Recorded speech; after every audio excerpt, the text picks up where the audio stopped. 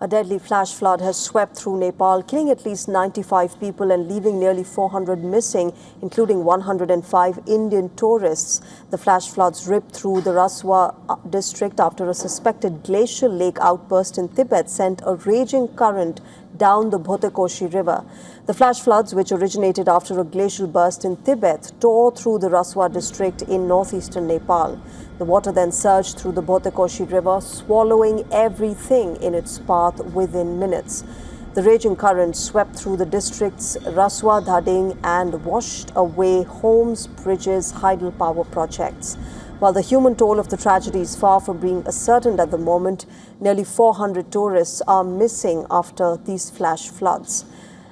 The Nepal Tourism Board has confirmed that nearly 400 people are missing after these flash floods, including 105 Indian nationals. Many of the Indian tourists who went missing were reportedly part of the Kailash Mansarovar Yatra, and they were scheduled to cross over to Tibet today. A magnitude 4.4 earthquake was also recorded in the Tibetan territory around 8:37 a.m. local time, according to the U.S. Geological Survey. It was located around 47 kilometers north of Gosainkunda Lake in the Raswa district.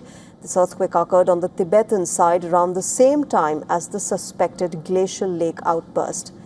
As flash floods hit Nepal, authorities in Uttar Pradesh and Bihar have stepped up preparations to deal with the situation that could arise due to the heavy flow of water downstream. Prime Minister Narendra Modi has spoken with his Nepalese counterpart Balendra Shah. He expressed condolences over the loss of lives caused by the flooding. PM Modi also said that the people of India stand in solidarity with their sisters and brothers of Nepal at this difficult time. As per the Indian Foreign Ministry, 10 tons of humanitarian assistance and essential medicines have been dispatched to support Nepal's response to the devastating floods. The Indian Air Force has also joined in the rescue efforts in the flood-raked region. The Bhotekoshi River, remember, is one of the main tributaries of the Kosi River, and the flash floods have triggered alarms over possible floods in the Kosi now. River Kosi is even called the sorrow of Bengal, as the river often swells and floods Bihar.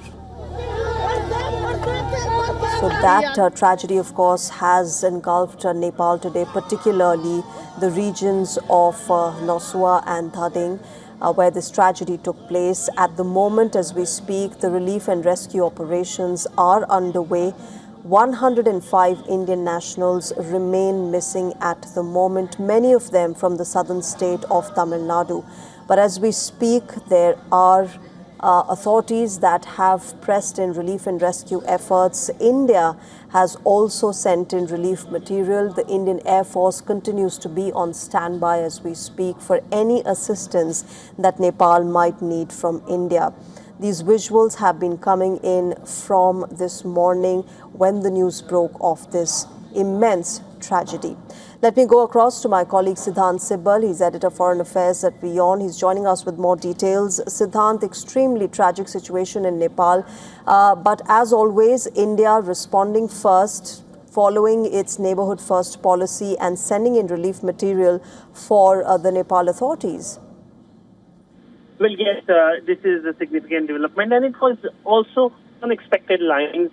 India has in the past been the first responder when it comes to the Nepal earthquake in 2015, and now, of course, India sending the support, almost 10 tons of support on the first Indian Air Force plane that has left the country to Nepal. And we also know that the Nepali side has welcomed it. In fact, the Nepal Foreign Minister short while ago thanks India for the swift support given to Nepal by India. There has been conversation between the Nepal Prime Minister and the Indian Prime Minister, and the Indian Prime Minister Narendra Modi has all support to the country. Now we know that this is a tragedy for India as well. Several of Indian tourists are missing. There is no update. Of course, there have been helplines by both the Indian Embassy in Nepal and the Indian Embassy in China.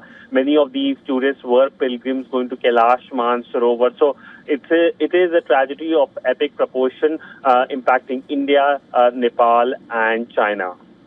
All right, Siddhant, thanks very much for joining us at the moment with those details. Of course, India continues to respond to this immense tragedy that has struck not just Nepal but India and China as well. But as we speak, relief and rescue operations continue in the region, and at WION we will continue to keep a close watch on the latest that is happening in the region.